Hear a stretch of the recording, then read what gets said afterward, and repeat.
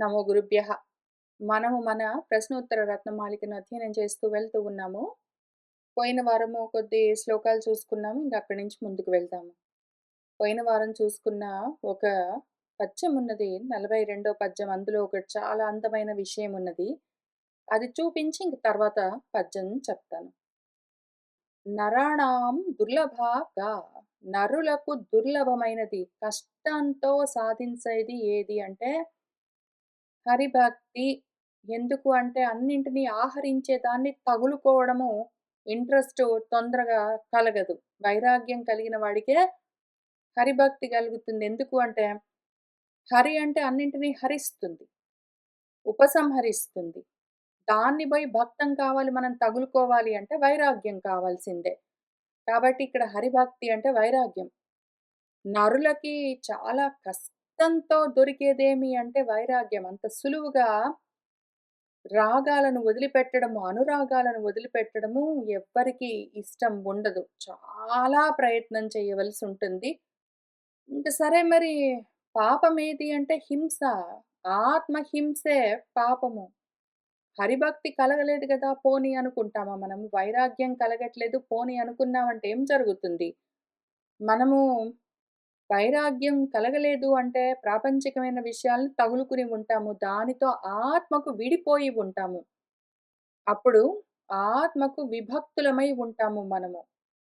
ఆ విధంగా ఆత్మ నుంచి విడిపోయి ఉండడం పేరే ఆత్మహింస లేదా ఆత్మహత్య. అదెందుకు కలుగుతుందంటే ఏం చెప్తామో అదే పాతము. జారిపోవడం దాని పేరు. ఎక్కడికి జారుతామో ప్రపంచంలోకి. ఎందుకు? హరిభక్తి లేదు, వైరాగ్యం లేదు అందుకని. రాగమున్నది ఇంద్రియ విషయాలపైన అందుకని. అని మొదటి పాదంలోని ప్రశ్న జవాబులు. ఇంకా తర్వాత ఒక అందమైన పాదముందిక్కడ. కహ హి భగవత్ప్రియః స్యాత్ యః అన్యం న ఉద్వేజయేత్ అనుద్విగ్నః అని దానికి విషయం ఒకటున్నది. దీన్ని నేను 2 విధాలుగా చెప్తాను. ప్రపంచపరంగా కర్మనిష్టలో ఉన్న వాళ్ళ కోసము, అనధికార మంద మధ్యాధికారుల కోసము కేవలము ధర్మంగా మాత్రం చెప్తాను దీన్ని. నీకేమిరా ధర్మము అంటే, నువ్వు ఉద్వేగపడకు. నువ్వు ఎవ్వరిని ఉద్వేగం పొందేలాగా ప్రవర్తించకు. అన్యం ఎవరినైనా ఇతరుణ్ణి, వేరే వాళ్ళను నువ్వు ఏ విధంగా కూడా వాళ్ళు బాధపడో, ఏదో విధంగా ఉద్వేగం పొందే విధంగా నువ్వు ప్రవర్తించకు. ఈలోగా నువ్వు అనుద్విగ్నః ఉద్వేగం పొందకుండా ఉండు. ఈ రకంగా ఎవడైతే ఉంటాడో వాడు భగవంతుడికి ప్రియమైన వాడు అని దీనికి ప్రాపంచికమైన అల్పార్థము. అయితే ఇంత మాత్రం అర్థం చెప్పుకుంటే మనం కష్టపడి ఇంత అద్వైతాన్ని ఎందుకు అధ్యయనం చేయడం? ద్వైతంతో చెప్పుకుని, ప్రపంచంతో చెప్పుకుని, ఇంకా కర్మలతో చెప్పుకుని అక్కడికి ఊరుకుంటా. మనకు కర్మలొద్దు, జ్ఞానం గావాలి. ప్రపంచమొద్దు, ఆత్మ కావాలి. కర్మ వద్దు, జ్ఞానం గావాలి. కాబట్టి జ్ఞానపరంగా, ఆత్మపరంగా, అద్వైత పరంగా దీనికి అర్థం చూద్దాము. ఎవరైనా ఉత్తమాధికారులుండి దీని అన్వయం అవన్నీ చూస్తూ ఉన్నవాళ్ళు ఉంటే వాళ్ళకి చెప్తున్నాను. వాళ్ళు ఫోకస్ చేయండి. దీనికి ఈ పాదానికి అన్వయం ఎట్లా చేయొచ్చు మామూలుగా? అల్పార్థంలో దీనికి అన్వయం ఎట్లా ఉంటుంది అంటే, కహ భగవత్ప్రియః స్యాత్ అది ప్రశ్న. దానికి జవాబు ప్రపంచపరంగా యః అనుద్విగ్నః అన్యం న ఉద్వేజయత్ వాడు ఉద్వేగపడడు, ఇంకొకళ్ళని ఉద్వేగం పెట్టరాదు అని దానికి అన్వయం. అనుద్విగ్నః యః అన్యం న ఉద్వేజయత్ అంతే ఇంకా. అనుద్విగ్నః యః అన్యం న ఉద్వేజయత్ వాడు ఉద్వేగం పొందకుండా ఉండి ఎవడైతే ఇతరుణ్ణి వేరే వాడిని ఉద్వేగపరచడో అని దానికి అర్థం. ఇప్పుడు దీని అన్వయాన్ని మారుస్తున్నాను నేను. ఎందుకంటే ప్రాపంచికమైన అన్వయం కాదు. ప్రపంచపరమైన అన్వయం మనకెందుకు? ఆత్మాన్వయం కావాలి గాబట్టి దాన్ని ఇటువైపుకి జ్ఞానపరంగా చెప్తాను చూడండి. దానికి ప్రమాణం కూడా చూపిస్తాను. దీన్ని ఎట్లా చూడాలి అంటే, యహ అన్యం నా ఫుల్ స్టాప్. వాడెవడింతకీ అనుద్విగ్నః అండ్ ఉద్వేజయేత్ చ. ఎవరైతే అన్యమన్నది నా కానివాడో, నా అన్యం అనన్యం. నా అన్యం అనన్యం. ఏదైతే అనన్యమో అంటే ఏకమై ఉన్నదో అదొకటున్నది. అదేం చేస్తుందంటే ఊరుకోకుండా, అది టెక్నికలీ అనుద్విగ్నః, ఉద్వేగం అంటే ఉత్వేగం, కదిలిపోవడం. అది టెక్నికలీ కదలదు. అనుద్విగ్నమై ఉంటుంది. కానీ అదేం చేస్తుంది? ఉద్వేజయత్ అన్నింటిని కదిలిస్తుంటుంది. టెక్నికలీ ఏదైతే అదోటుందో అది నా అన్యం. అన్యం కాదు అనన్యం, ఏకం. అది ఆ స్థితిలో ఏకమై ఉన్నప్పుడు అనుద్విగ్నం అయి ఉంటుంది. దాని స్వరూపం అది. కానీ మళ్ళీ అదే అన్నింటిని ఉద్వేగపరుస్తూ ఉంటుంది, కదిలిస్తూ ఉంటుంది అని దాని అన్వయం. అన్యం నా అనుద్విగ్నః ఉద్వేజయత్. ఇప్పుడు దీనికి ప్రమాణము ఈశావాస్యోపనిషత్తు నుంచి చూపిస్తాను. ఈశావాస్యంలో చాలా క్లియర్‌గా అనేజత్ ఏకం. టెక్నికలీ అది ఏకం అంటే అన్యం నా. నా అన్యమై ఉన్నప్పుడు అది ఏకం. అదొకటుంటుంది. ఒక్కటే ఉంది. రెండోది లేదు ద్వితీయం అన్నది. అది అద్వితీయం. అద్వైతం. అదేం చేస్తుంది? అసలు దాని స్వరూపము అనేజత్. దానికి ఏ జయత్వం లేదు. అది కదలదు. కాబట్టి అదేమి అనుద్విగ్నము. అయితే అదే ఏం చేస్తుంది? ఇంకా మనసును మించిన వేగంతో కదులుతూ ఉంటుంది. అసలు దాని కదలికలను మనసు పట్టుకోలేదు. ఇంద్రియాలు పట్టుకోలేవు. దేవతలు గూడా పట్టుకోవడం కుదరనే కుదరదది. ఎంత వేగంగా పరిగెడుతుందంటే, అన్నింటికన్నా ముందే వెళ్ళి నిలబడి ఉంటుందది. అంత మహావేగం దానికి. నిజంగా అంత వేగంతో అది పరిగెడుతూ ఉంటుందా? లేదు. అదసలు కదలనే కదలదు. అది అనేజత్. కానీ కదులుతున్నట్టు కనిపిస్తుంటుంది. అన్నింటికన్నా ముందే ఉన్నట్టు కనిపిస్తుంటుంది. అన్నింటిని దాటి ఉన్నట్టు కనిపిస్తుంటుంది. అన్నీ ఏదో చేస్తున్నట్టు అనిపిస్తుంటుంది. అదేమీ చేయదు అది అనేజత్. అర్థమైందా? కాలేదా? నువ్వు ఇట్లాంటి కాంట్రడిక్టింగ్ విషయం చెప్పి అర్థమైందా? కాలేదా? అంటే ఎట్ట తెలుస్తుంది గురువుగారు అంటే అది అట్లానే ఉంటుంది మరి దాన్ని పట్టుకో. అని మళ్ళీ మన ఋషులు, మన గురువులు మనకేం చెప్తున్నారు? ఇదేరా ఇంతేరా చాలా సింపుల్ అది. నువ్వు ఒకవేళ ద్వైతంలో చూసావంటే మాత్రము సెల్ఫ్ కాంట్రడిక్టింగ్‌గా ఉంటుందది. పరస్పర విరుద్ధంగా ఉంటుంది. అదే ఏ జతి కదులుతుంటుంది. అదే ఏ జతి కదలదు. అదేదున్నదో అదసలు అన్యమునా? కాదు. దానికి అన్యమే లేదు. అది అనన్యం, ఏకం. కానీ అదేం చేస్తుంది? అదే ఏ జతి కదులుతుంటుంది. కదులుతూ ఊరికే అది కదలడమే గాదు. ఉద్వేజయతి మిగిలిన వాటిని గూడా కదిలిస్తుంటుంది.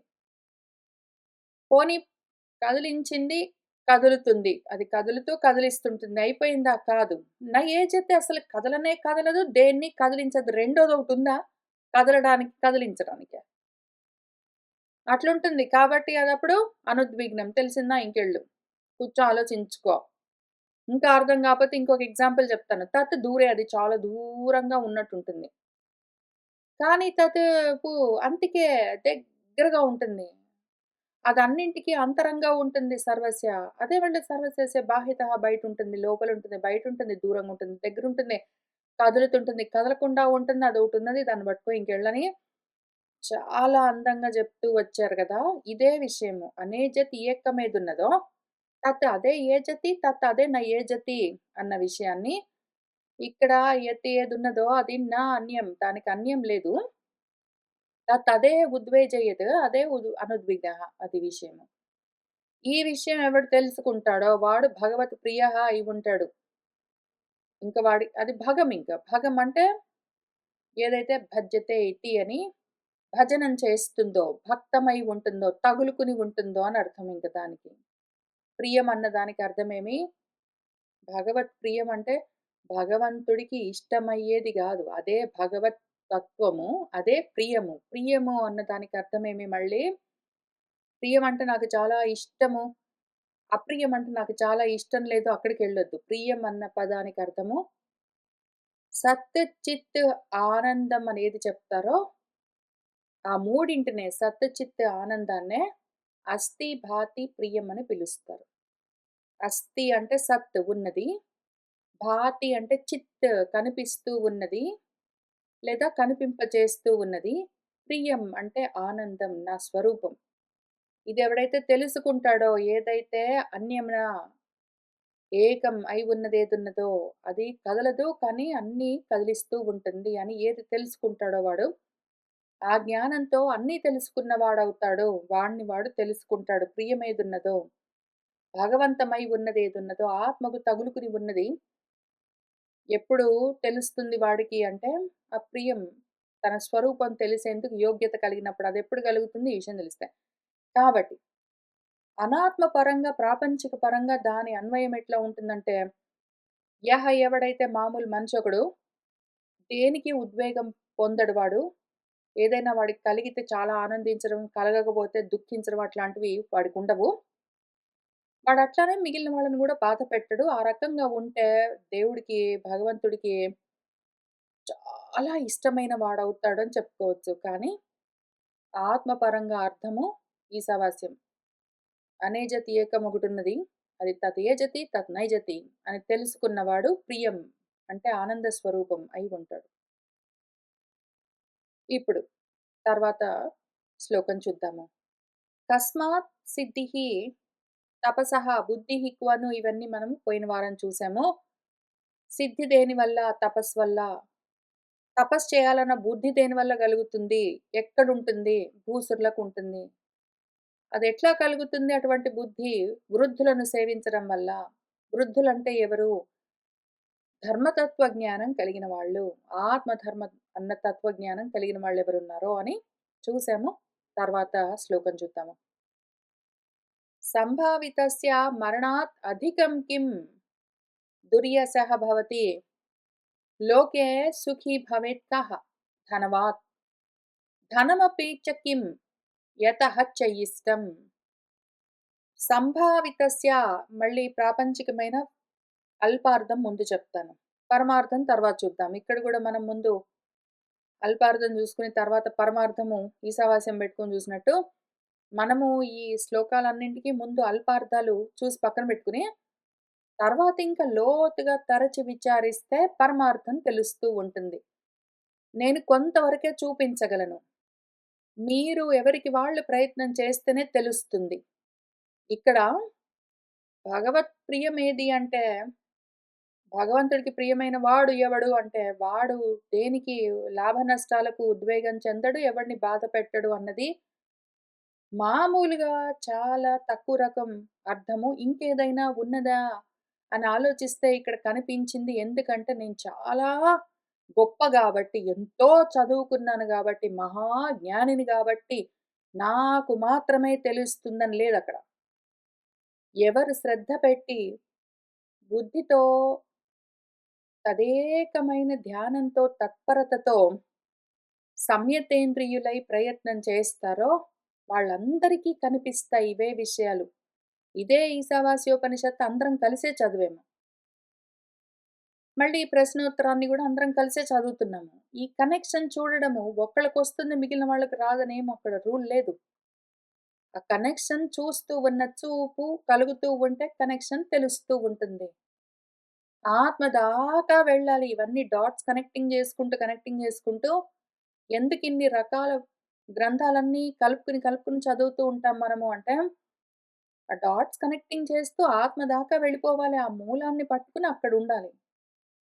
కాబట్టి నాకెందుకు తెలిసిందంటే చూస్తూ ఉన్నాను గాబట్టి. మీరు చూస్తూ ఉంటే మీకు తెలుస్తూనే ఉన్నది.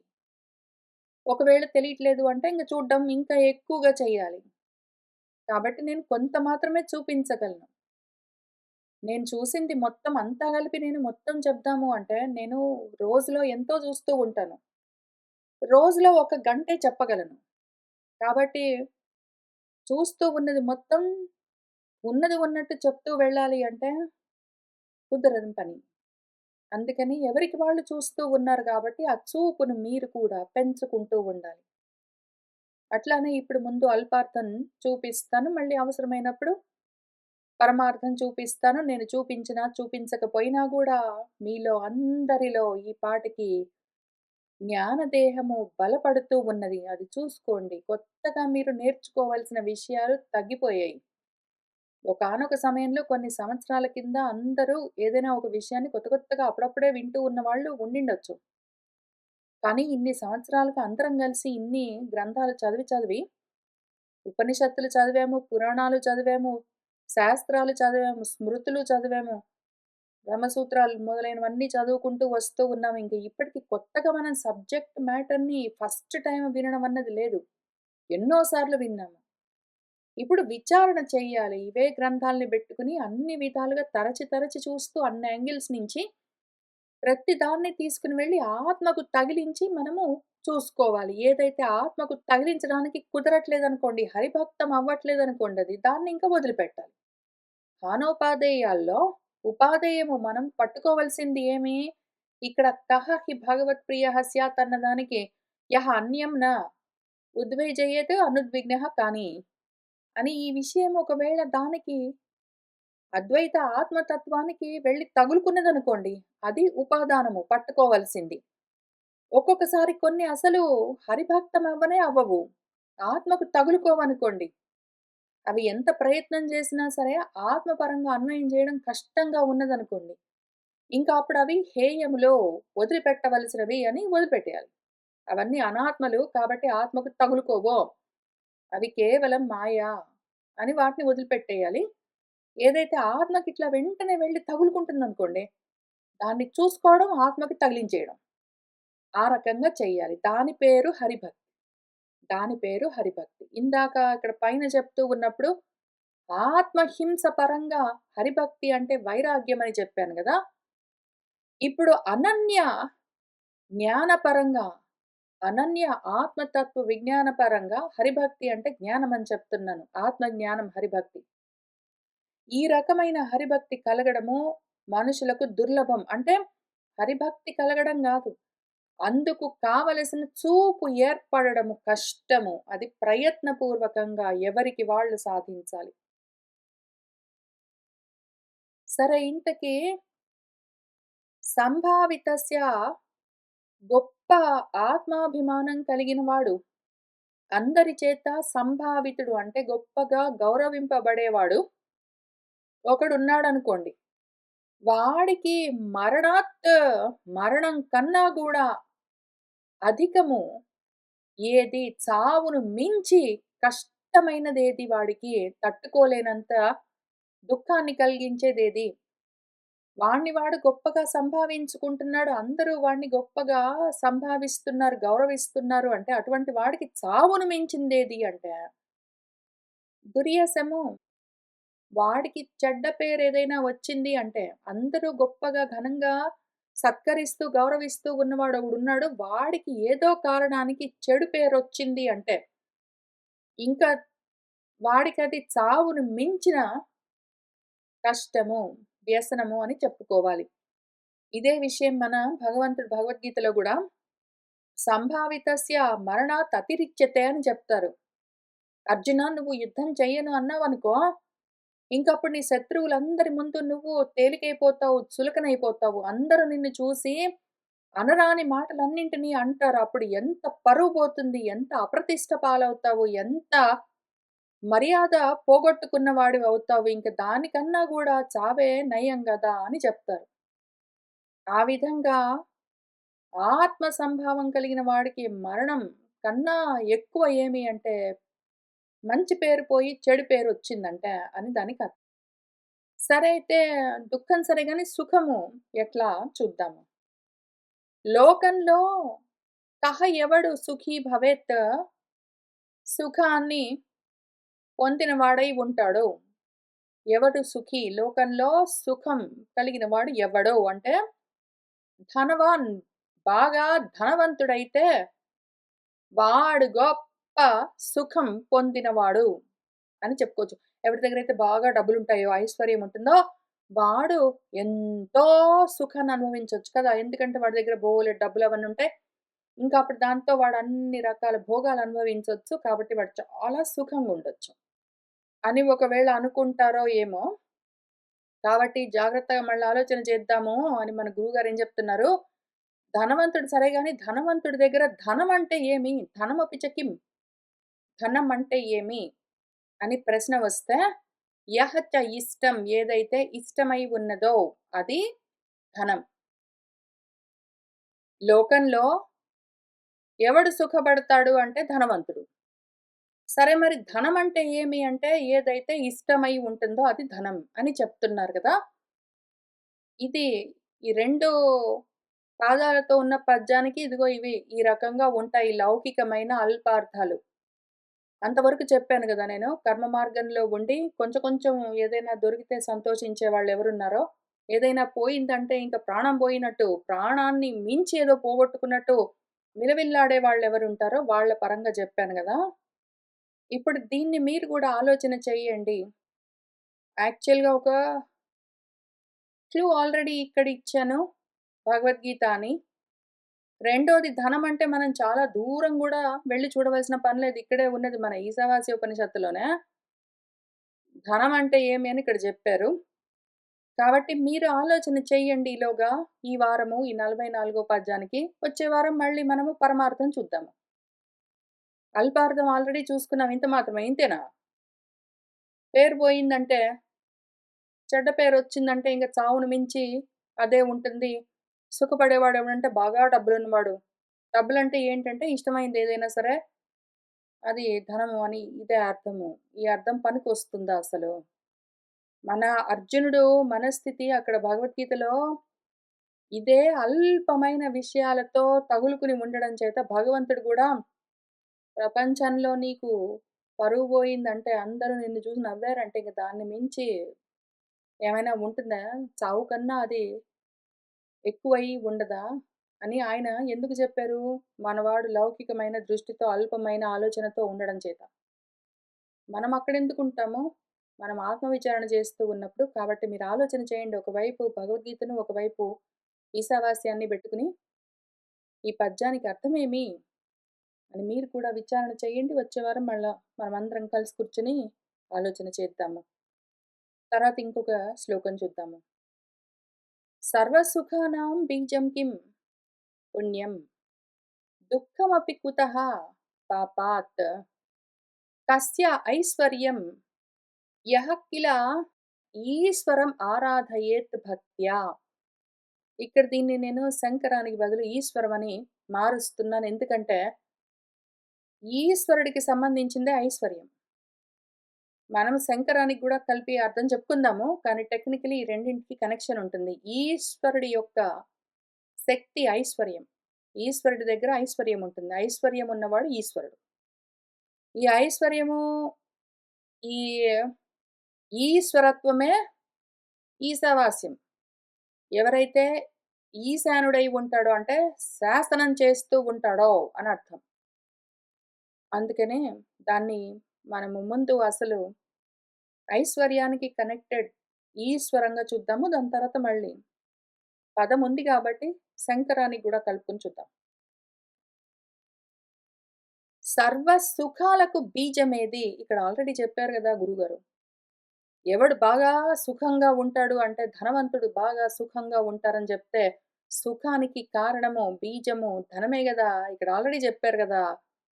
మళ్ళీ ఇక్కడెందుకు సర్వ సుఖాలకు బీజమేది అని ప్రశ్న వచ్చింది అంటే, మరి అదే ఆలోచన చేయాలి. గురువులు మనకు పరస్పర విరుద్ధమైన విషయాలు లేతే రకరకాల విషయాలు చెప్పరు గదా! పదాలు వేరేగా ఉన్నా గూడా అర్థం మాత్రం ఒకటే అయి ఉంటుంది. సరే ఇంతకీ సర్వ సుఖాలకు బీజమేది? పుణ్యమే. పుణ్యం అన్న పదానికి అర్థమేమి? పునాతీతి అని ఏదైతే పైకి లేపుతుందో, ఉద్ధరిస్తుందో అని అర్థం. సరే ఇంతకీ సుఖానికి కారణం పుణ్యమైతే, దుఃఖానికి కారణమేది? దుఃఖం కుతః ఎక్కడి నుంచొస్తుంది మరి అంటే పాపం నుంచి. జారిపోయావనుకో, ఆత్మ నుంచి జారిపోతే దుఃఖంలోకి అంటే అసత్తులోకి, ద్వైతంలోకి, ప్రపంచంలోకి, జన్మల్లోకి, కర్మల్లోకి, మోహాల్లోకి, పాశాల్లోకి, బంధాల్లోకి వెళ్ళిపోతావు దుఃఖం. పాపం అంటే పతనం, జారిపోయావు. ఆత్మ నుంచి జారావంటే మాత్రం అజ్ఞానంలోకి చేరుతావు. ఎందుకు? ఆత్మే జ్ఞానం స్వరూపం. కానీ ఒకవేళ పుణ్యమున్నదనుకో, అంటే పైకి వెళ్తున్నావనుకో, పైకంటే ఎక్కడికి వెళ్తావు? నీ స్థితికి నువ్వు చేరుతూ ఉన్నావనుకో, అది సర్వ సుఖాలకు బీజం అని చెప్తూ ఉన్నారు. సరే, ఇంతకీ ఐశ్వర్యవంతుడు ఎవరు? ఐశ్వర్యం అంటే ఏది? అన్న ప్రశ్నలకు జవాబు. ఐశ్వర్యం కస్య, ఎవరిది? ఐశ్వర్యం ఎవరిది అంటే ఈశ్వరుడిది.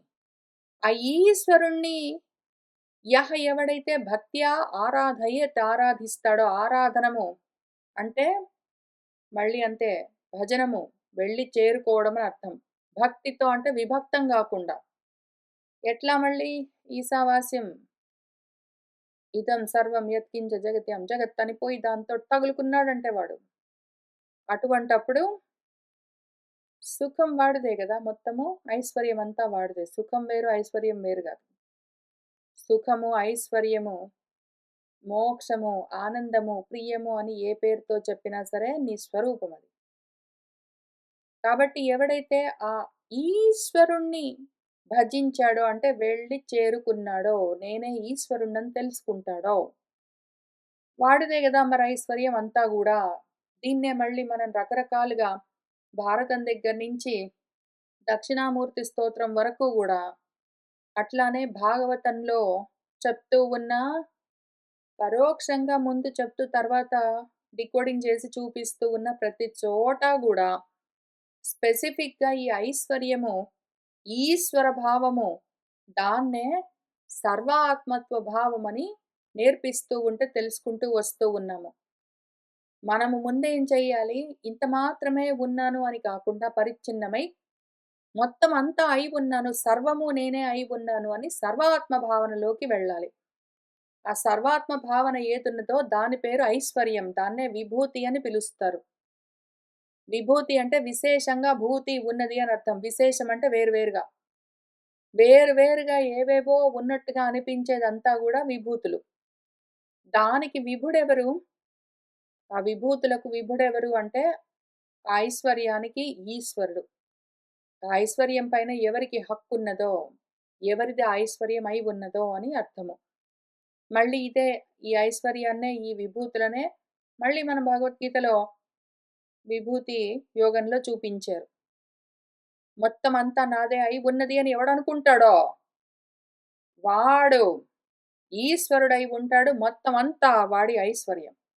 అప్పుడది ఈశావాస్యం, మొత్తం జగత్తంతా. వాడి పరమై ఉంటుంది. అది వాడి ధనం. ఇంతకీ ఇక్కడ ఈశ్వరం బదులు శంకరం అని చెప్పారు కాబట్టి శంకరాన్ని చూద్దాము. శం అంటే సుఖం మళ్ళీ. సేమ్. ఇదే సుఖం. దాన్ని కరం కలిగించేవాడు ఎవడున్నాడో వాడు శంకరుడు. సుఖాన్ని కలిగించేవాడు ఎవడున్నాడో, సుఖాన్ని ఇచ్చేవాడు ఎవడున్నాడు? సుఖాన్ని ఎవడివ్వగలడు? ఎవడైతే సుఖ స్వరూపుడై ఉంటాడో వాడే సుఖాన్ని ఇస్తాడు. వాడికే సుఖం లేకపోతే, వాడు దుఃఖంలో ఉన్నాడు అంటే పక్కన వాళ్ళకి సుఖాన్ని ఇవ్వడు. వాడు దుఃఖమే ఇస్తాడు. కాబట్టి శంకరమన్నా, ఈశ్వరమన్నా, విభు అన్నా ఏదైనా ఒక్కటే అర్థము. దాన్ని నువ్వు చేరుకున్నావంటే, భక్తమయ్యావంటే, ఇప్పుడు విభక్తమై ఉన్నావు. భక్తమయ్యావంటే నీకు తెలుస్తుంది అని చెప్తూ ఉన్నారు. కః వర్తతే వినీతః, కః వా హీయేత యః దృప్తః, కః న ప్రత్యేతవ్యః, బ్రూతే యః చానృతం శశ్వత్. మళ్ళీ అల్పార్థం చూద్దాం ముందు. కః ఎవరు, వర్ధతే వృద్ధి చెందుతాడో, వినీతః వినయం కలిగినవాడు.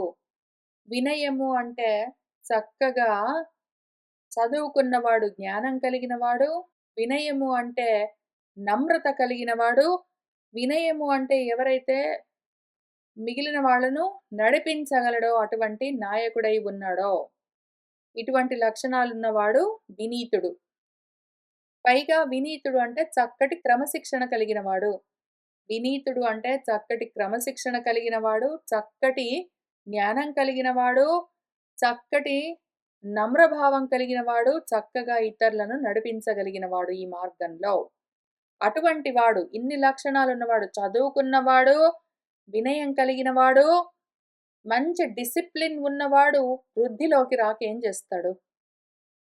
సరే ఇంతకీ ఎవడు హీయత నశించిపోతాడు అంటే ఎవడైతే దృప్తః దర్పంతోటుంటాడో, ఎవరికైతే వినయం లేదో, ఎవరికైతే విజ్ఞానం లేదో, ఎవరికైతే క్రమశిక్షణ లేదో వాడు దర్పంతో ఉన్నవాడు. దర్పము అంటే దృప్యతీతి అని ఏదైతే మోహింపచేస్తుందో అని అర్థము. వాడు మోహం పొందుతూ ఉన్నాడు. మోహం అంటే అర్థమేమి? ధర్మాధర్మ విచక్షణ జ్ఞానం లేకపోవడము. ధర్మాన్ని అధర్మంగా, అధర్మాన్ని ధర్మంగా, ఆత్మధర్మాలను అనాత్మల పైన, అనాత్మ ధర్మాలను ఆత్మ పైన అధ్యారోపణ చేసుకుని అయథావత్తుగా చూడడం ఏదున్నదో దాని పేరు మోహము. అటువంటి మోహాన్ని కలిగించేదేదున్నదో దాని పేరు దర్పము. అటువంటి దర్పంతో కూడి ఉన్న దృప్తుడెవడున్నాడో వాడు జారిపోతాడు. వాడు నశించిపోతాడు. కానీ ఇటువంటి దర్పం లేదు. మోహం లేదు. ఆత్మ, అనాత్మ వివేక జ్ఞానం ఉన్నది. ధర్మాధర్మ విచక్షణ జ్ఞానం ఉన్నది అంటే చక్కటి క్రమశిక్షణతో, జ్ఞానంతో, వినయంతో ఉన్నవాడు తప్పకుండా వృద్ధిలోకొస్తాడు. సరే ఇంతకీ కహ ఎవరు న ప్రత్యేతవ్యః ఎవరినైతే మనము సమర్థించరాదు. ఎవరిని మనం వెనకేసుకొని రావడం లాంటివి చెయ్యరాదు అంటే, యహ ఎవరైతే శశ్వతి ఎప్పుడు చూసినా అనృతం బ్రూతే అబద్ధాలు చెప్తూ ఉంటాడో, ఎవరైతే ఋతం కాని మాటలను చెప్తూ ఉంటాడో, వాడి జోలికి వెళ్ళకు, వాడిని సపోర్ట్ చెయ్యకు అని చెప్తూ ఉన్నారు. మళ్ళీ ఇది గూడా కొంతవరకు అర్థం చెప్పుకున్నాం మనము. ఆత్మపరంగా ఇంకా చెప్పుకోలేదు. మీరు గూడా ఈలోగా ఆలోచిస్తూ ఉండండి. 47 పద్యం చూద్దాం. కొంతవరకు అల్పార్థమే చూద్దాం ఇవాళ మళ్ళీ. కుత్ర అనృతే అపి అపాపాం యచ్చ ఉక్తం ధర్మరక్షార్థం కః ధర్మః అభిమతః యః శిష్టానాం నిజకులీనానాం. అసలు టెక్నికలీ ఎవరైనా అనృతం చెప్తూ ఉన్నారు అంటే వాళ్ళ జోలికి వెళ్ళకు, వాళ్ళ గురించి మాట్లాడకు, వాళ్ళని సపోర్ట్ చెయ్యకు, వాళ్ళని సమర్థించకు, దూరంగా ఉండు. నీకెందుకు? అక్కర్లేని విషయం. కానీ కుట్ర అక్కడక్కడ ఒక్కొక్కసారి ఈ అనృతం కూడా మనము అంగీకరించవలసి వస్తుంది. అది ఎక్కడ? కుట్ర. ఎక్కడ అనృతే అపి అనృతమైనా గూడా అది అపాపమై ఉంటుందో, పాపం కాదో. కొన్ని కొన్ని చోట్ల అనృతమైనా సరే తప్పు లేదు. పాపం రాదు. అది ఎక్కడ? ఎందుకంటే ప్రతి చోట నేను అనృతం అసలు యాక్సెప్ట్ చేయననడానికి లేదు. కొన్ని ప్లేసెస్‌లో యాక్సెప్ట్ చేయాలి. ఎక్కడ మరి అంటే యచ్చ ధర్మరక్షార్థం ఉక్తం. ధర్మాన్ని రక్షించుకోవడం కోసము చెప్పవలసొస్తాయి. ధర్మాన్ని రక్షించడం కోసము ఒక్కొక్కసారి అబద్ధం చెప్పవలసొస్తే గూడా, అసత్యం చెప్పవలసొస్తే గూడా పర్వాలేదని చెప్తున్నారు. ఇది చాలా లిటిగేషన్ తోటున్న విషయము. జాగ్రత్తగా ఆలోచన చెయ్యండి. ఎందుకు అంటే, సత్యం వద ధర్మం చర అని చెప్తుంది మనకు మన తైత్తిరీయము. మన ఉపనిషత్తులన్నీ అవే చెప్తాయి. సత్యం చెప్పు, ధర్మం ఆచరించు. ఏది చెప్తావో దాన్ని ఆచరించు. సత్యం వద ధర్మం చర అన్నవి 2 వేరు వేరు విషయాలు గాదు. టెక్నికలీ జాగ్రత్తగా ఆలోచన చేయండి. టెక్నికలీ మనసులో నువ్వేదనుకుంటావో, అదే నువ్వు మాటగా చెప్పడము, ఆ చెప్పినది మనసులో అనుకుని మాటగా చెప్పిందేదున్నదో దాన్నే నువ్వు ఆచరించడము చేస్తే 3 కూడి వస్తాయి. నీ త్రికరణాలు 3 ఒకే మాట మీదుంటే, ఒకే చేష్ట మీదుంటే, ఒకే ఆలోచన మీదుంటే, ఒకటే విధంగా ఉంటే, అప్పుడేం జరుగుతుందంటే, నువ్వు మనసులో అనుకున్నదే చెప్తావు, అదే చేస్తావు. అప్పుడు మనసులో అనుకున్నదే చెప్తే అది సత్ అవుతుంది, సత్యము. అదే చేస్తే అది ధర్మమవుతుంది. ఈ విధంగా మాత్రమే సత్యం వద ధర్మం చర చెయ్యొచ్చు. ఒకవేళ నువ్వు సత్యం వద చేయలేదనుకో, అంటే ఈ 3 ట్రయాంగిల్ లాగా ఫార్మ్ అయి ఉన్న ఈ మూడిట్లో, ఈ త్రికరణాల్లో ఏదో ఒక కరణం దెబ్బతిన్నదనుకోండి. మనసులో ఒకటనుకుంటావు, నువ్వు నోటితో ఏదో అంటావు, ఇంకేదో చేస్తావనుకో. అప్పుడు చేసిన పని ధర్మం కాదు, చెప్పిన మాట సత్యం గాదు. ఒకవేళ నువ్వు మనసులో ఏదనుకున్నావో అదే చెప్పావు, అదే చేసావు అంటే సత్యం వద, ధర్మం చెర 2 పనిచేస్తాయి. నువ్వు ఏదో ఒకటి అంటావు, ఏదో ఒకటి చేసావనుకో, అప్పుడు సత్యం వద కాస్త అసత్యమైపోతుంది. ధర్మం చెర కాస్త అధర్మమైపోతుంది. నువ్వు సత్యం మాట్లాడుతూ అధర్మం చేయడం గాని, అధర్మం మాట్లాడుతూ సత్యం జేయడం గాని ఇట్లాంటివి ఉండవు. టెక్నికల్లీ కుదరదు. కానీ ఇక్కడేం చెప్తున్నారు, ధర్మం చర అన్నది పాటించడం కోసం సత్యం వద అన్నది పోగొట్టుకున్నా పర్వాలేదని చెప్తున్నారు. అదట్లా పనిచేయదు. ఆ లింక్, ఆ కనెక్షన్ కట్ జేస్తే, ఒకటి కట్ అవుతే 3 కట్ అవుతాయి. అటువంటప్పుడు మరి దీన్నెట్లా నిలబెట్టగలరు మీరు? అందరూ ఎంతో కాలంగా స్వాధ్యాయం చేస్తూ ఉన్నారు, ప్రవచనం చేస్తూ ఉన్నారు, విచారణ చేస్తూ ఉన్నారు. డీప్ డైవ్ చేసి ఆలోచన చేస్తూ ఉన్న మీరు కూడా ఆలోచన చెయ్యండి మరి. ఎట్లా నిలబెడతారు దీన్ని మీరు? టెక్నికలీ సత్యం వద చేస్తేనే గదా ధర్మం చెర జేసేది. ఒకవేళ ఏదో ఒకటి అంటాను, ఏదో ఒకటి చేస్తానంటే, ఒకటి అంటాను, ఒకటి చేస్తానంటే మరి అది అసత్యం అవుతుంది, ఇది అధర్మం అవుతుంది. ఆ 2 సత్య ధర్మాలు, ఈ 2 అసత్య అధర్మాలు ఆ రకంగా కనెక్ట్ అయి ఉన్నప్పుడు, ఆ రెండిటిని అన్‌కనెక్ట్ చేసి ధర్మం నిలబెట్టడం కోసం సత్యం వదిలిపెట్టినా పర్వాలేదు అని చెప్తూ ఉన్నారు. దాన్ని ఎట్లా మీరు సమన్వయం చేసి చెప్పగలరు అని ఆలోచన చెయ్యండి. ఆ తర్వాత ధర్మః కః అభిమతః. ఇంతకి ధర్మం అంటే ఏంటని ఇక్కడే చెప్తున్నారు. కాబట్టి మీరు ఈ ఆలోచన చేసేలోగా ధర్మం అంటే వాళ్ళు చెప్తున్నారు కాబట్టి ఇది కూడా కలుపుకుని ప్రయత్నం చేయండి. ధర్మం అంటే ఏమని చెప్తారు? యహ ఏదైతే శిష్టానాం నిజ కులీనానాం అభిమతః. శిష్టులకు నిజ కులంలో వాళ్ళ కులంలోని వాళ్లకు అభిమతమై ఉంటుందో. మళ్ళీ చూడండి శ్రద్ధగా. కేవలము ప్రాపంచికమైన అల్పార్థం చూపిస్తున్నాను ఫస్ట్. ధర్మం అంటే ఏంటి అంటే, ఏదైతే శిష్టులకు, శిష్టులు అంటే జ్ఞానులు, పండితులు, మంచివాళ్ళు, సన్మార్గంలో ఉన్నవాళ్ళు, సాధువులు అనుకుందాం. సాధువులకు అభిమతమై ఉన్నది. వాళ్ళ అభిప్రాయం గూడా అదే అయితే, అవును ఇది ధర్మము అని శిష్టులు జెప్తే, మనం గూడా అవును ధర్మం అని ఒప్పుకోవచ్చని జెప్తున్నారు. పోనీ అదైనా మనం అర్థం జేసుకోవచ్చు. మధ్యలో ఇక్కడ నిజ కులీనానాం అభిమతః. నీ కులంలోని వాళ్ళకు గూడా అదే అభిప్రాయం ఉండాలి. వాళ్ళు గూడా ఇది ధర్మం అని ఒప్పుకోవాలి. సన్మార్గంలో ఉన్నవాళ్ళు సాధువులు గూడా ఇది ధర్మం అనాలి. నీ కులంలోని వాళ్ళు కూడా అవును ఇది ధర్మము అనాలి. దీన్ని ఎట్లా సమన్వయం చేస్తారు? ఒకవేళ నీ కులంలోని వాళ్ళు ఏదో వేరేది ఇంకొక ధర్మం అన్నారనుకోండి. ఏదో సాధువులు ఇది గాదు ధర్మం ఇంకోటి అన్నారనుకోండి. వీళ్ళిద్దరూ కూడి రాకపోతే ఇంకప్పుడు అది ధర్మం కాకుండా పోతుంది అని చెప్పవలసొస్తుంది. అటువంటి ప్రాబ్లమ్ వచ్చినప్పుడు ఎవరి ధర్మాన్ని మీరు నిలబెడతారు? మీ ఇంట్లో వాళ్ళని, మీ కులంలోని వాళ్ళని నిలబెడతారా వాళ్ళ ధర్మాన్ని? లేదా శిష్టులు చెప్పిన మాటను నిలబెడతారా? శిష్టులు చెప్పిన మాట సన్మార్గంలో సాధువులు చెప్పిన మాటను మీరు నిలబెట్టాలనుకుంటే, మీ కులంలోని వాళ్ళతోటి గొడవలొస్తాయనుకుంటే అప్పుడేం జేస్తారు? ఇంతకీ ఆ రకంగా జెప్తూ ఉన్నారా ఇక్కడ? ఏ ధర్మాన్ని రక్షించమంటున్నారు? ఎటువంటి ధర్మాన్ని రక్షించడం కోసమో అబద్ధం చెప్పినా పర్వాలేదని జెప్తున్నారు? అని ఆలోచన చెయ్యండి మీరు కూడా. మొత్తం అన్ని పరిస్థితుల్లో ఇక్కడ చెప్తూ ఉన్నది అసలు ఎక్సెప్షన్ లేకుండా పనిజేయాలి. అన్ని రకరకాల ఎక్సెప్షన్స్ తోటి ఉండరాదు. ఇవన్నీ రూల్స్. రూల్స్‌కి ఉంటాయిలెండి ఎక్సెప్షన్స్. ఒక రూల్ ఉన్నదంటే చాలా ఎక్సెప్షన్స్ ఉంటాయి అనుకుంటూ గాదు. అసలు ఎక్సెప్షన్స్ లేకుండా అన్ని పరిస్థితుల్లో సార్వత్రికంగా ఒకేలాగా పని చేయాలి ఇక్కడ చెప్తూ ఉన్న రూల్స్. ఎందుకు అంటే లేకపోతే ఏమవుతుంది ధర్మాలు మాటి మాటికి, మనిషి మనిషికి, కాలానికి, ప్రదేశానికి, వస్తువుకు అన్ని రకాలుగా మారిపోతూ ఉంటుందప్పుడు. మారిపోతూ ఉన్న ధర్మము ధర్మం కాదింకప్పుడు అది అధర్మం అవుతుంది. దేశ కాల వస్తుతః రకరకాల పరిస్థితులకు, మనుషులకు అనువుగా ధర్మం మారిపోతూ ఉన్నది అంటే, ఇంకప్పుడది ధర్మం కాదు. అటువంటి అసత్ ధర్మాన్ని రక్షించడం కోసమా నువ్వు అబద్ధం చెప్పడానికైనా తెగించేది. కాబట్టి ఇక్కడ చెప్తున్నదేమి అని చూడండి. మనం వచ్చే వారం వచ్చి కూర్చొని మళ్ళీ జాగ్రత్తగా అల్పార్థాలు గాదు, పరమార్థమేమి ఆత్మార్థం కోసం మనము ప్రయత్నం చేద్దాం. ఈలోగా మీరు విచారణ చేస్తారు గాబట్టి కలిసి డిస్కస్ చేద్దాము. ఇవాల్టికి ఇక్కడికి ఆపుతున్నాను. శుభం భవతు.